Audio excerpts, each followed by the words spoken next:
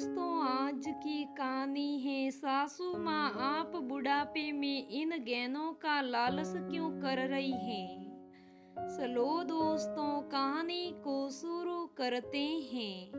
सुनो, तुमने बनारस की टिकट करवा दी है ना? संगीता ने सकते हुए कहा। वही, अभी तो जाने में 15 दिन बाकी, करा दूंगा आराम से। तुम टेंशन क्यों लेती हो? सुरेश बोला। मैं नहीं जानती, जैसे कल करना वैसे आज ही कर दो, टेंशन खत्म और टाइम से। सिस्टम ना मिले तो संगीता पति सुरेश के साथ मुंबई में रहती थी। उसका ससुराल बनारस में है। बनारस से 2 घंटे की दूरी पर एक छोटे से गांव में संगीता का मायका है। कहने को तो गांव था, पर हर सुख सुविधा से युक्त था, और संगीता का मायका भी हर चीज से संपन्न था। संगीता की कजिन पूजा की शादी उनके गांव से ही हो रही थी। ये पहला मौका था जब अपनी शादी के बाद मायके जाने वाली थी, इसलिए बहुत उत्साहित थी।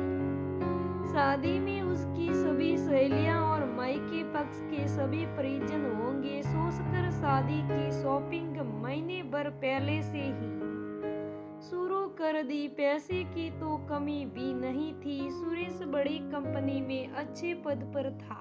पहली बार मायके जा रही थी। सबको शान भी दिखानी चाहती थी कि उसके ससुराल में किस चीज की कोई कमी ना है। सुरेश अपने परिवार में सबसे बड़ा था। मुंबई में रहते हुए भी हर महीने बनारस घर खर्च भेजता। पिताजी ज्यादातर बीमार रहते थे और भाई अभी कॉलेज में पढ़ रहा था, इसलिए पूरी जिम्मेदारी सुरेश के ऊपर ही थी। यहाँ तक कि स्वयं की शादी का पूरा खर्चा सुरेश ने ही उठाया था। दुल्हन के कपड़ों से लेकर उसके गहने भी सुरेश ने ही बनवाए थे।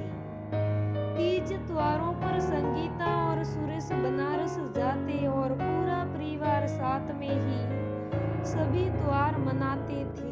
संगीता ने शाम को सास शीला जी को फोन लगाया। औपचारिक बातों के बाद संगीता ने शीला जी से अपने गहने सुनार से साफ करवाने को कहा। मम्मी जी, हम पहले घर ही आएंगे, वहां से सब साथ में गांव के लिए निकलेंगे, लेकिन सुरेश की जॉब के चक्कर में हम शादी के 1 दिन पहले ही आएंगे, तो आप सुनार से मेरे गहने साफ करवा कर रख देना। संगीता के सारे गहने शीला जी के पास ही थे।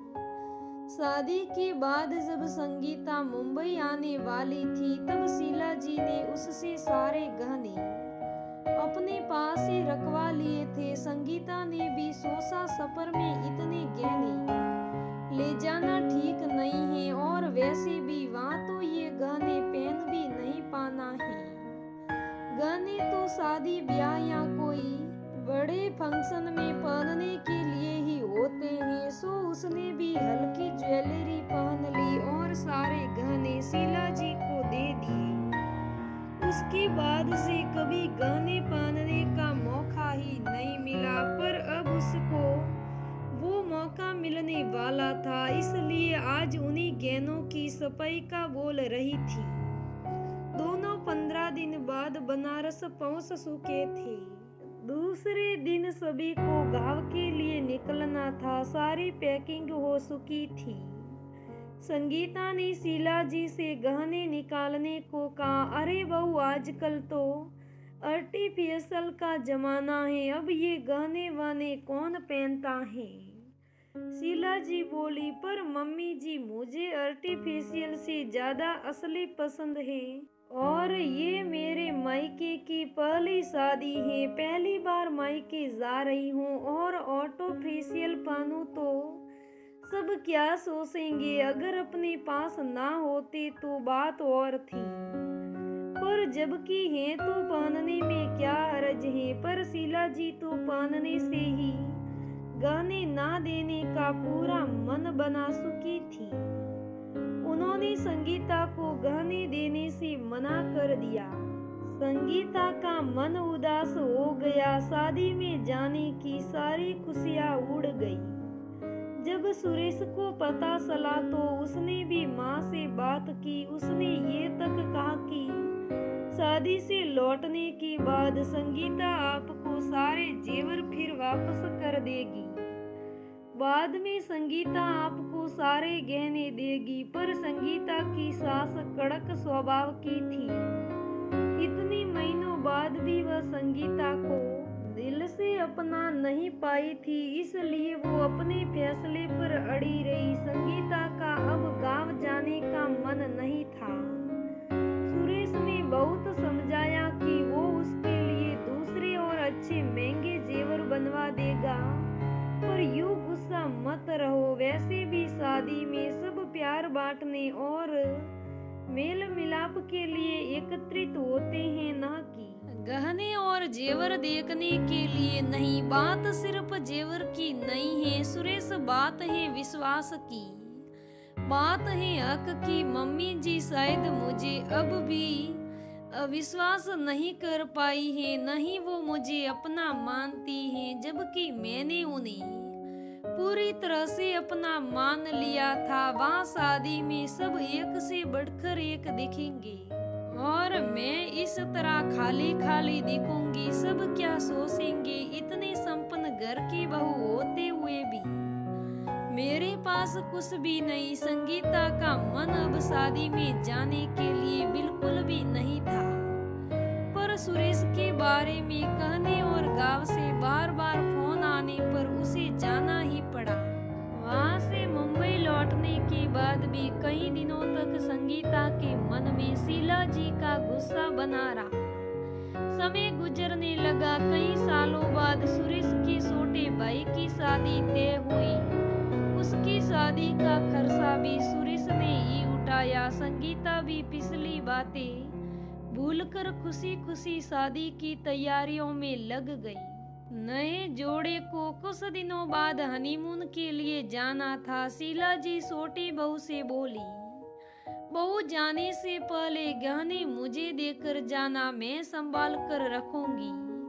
पर मम्मी जी मैं बच्ची नहीं हूँ, अपने जेवर संभालना जानती हूँ। आप शांत रहो और चिंता मत करो, खुद अच्छे से रख लूंगी, छोटी बहू कहते हुए कमरे में चली गई। शीला जी ने तो सोचा भी नहीं था कि छोटी बहू इस तरह जवाब देगी। संगीता वहीं खड़ी दोनों की बातें सुन रही थी। शीला जी ने संगीता को देखा तो आंखें सुराने लगी। तब संगीता बोली, मम्मी जी देखा जाए तो अब उन गहनों पर छोटे बहू का ही हक है। एक बार आपने उसे फेरों के समय पहना दिया तो अब वह गहने उसके ही हैं, और इस उम्र में आप इन गहनों का लालच क्यों करती हैं? मुझे लालच नहीं है बहू, बस मुझे डर है कि बुढ़ापे में मेरी कोई सेवा करेगा या नहीं। अगर मेरे पास कुछ होगा तो हर कोई मेरी सेवा करना चाहेगा, वरना बुढ़ापे में मेरा कोई पूछने वाला नहीं होगा। शीला जी आंसू पोंछते हुए बोली, नहीं मम्मी जी, आपका ये सोचना गलत है। सेवा किसी लालच से नहीं होती, वो तो प्रेम और स्नेह से होती है। अगर आप मन से किसी को अपना लेगी, उसे स्नेह और प्यार देगी, तो वो उस स्नेह का फर्ज जरूर अदा करेगा। और दुख के समय कोई बार वाला नहीं, बल्कि अपने ही काम में आते हैं। आप छोटी पर हुक्म चलाने की बजाय उसे प्रेम से अपनाए, देखना वो जरूर आपको समझेगी।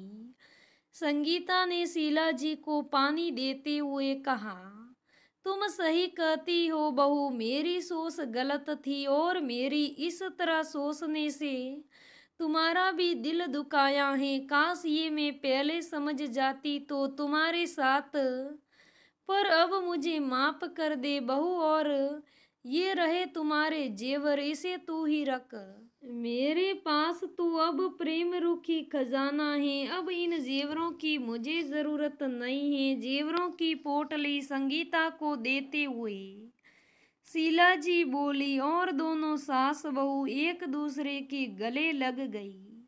तो दोस्तों, ऐसा लालच कोई भी बात में नहीं करना चाहिए और ये सोच तो निकाल देनी चाहिए कि लालच में आकर कोई ऐसा वैसा करेंगे, सेवा करेंगे।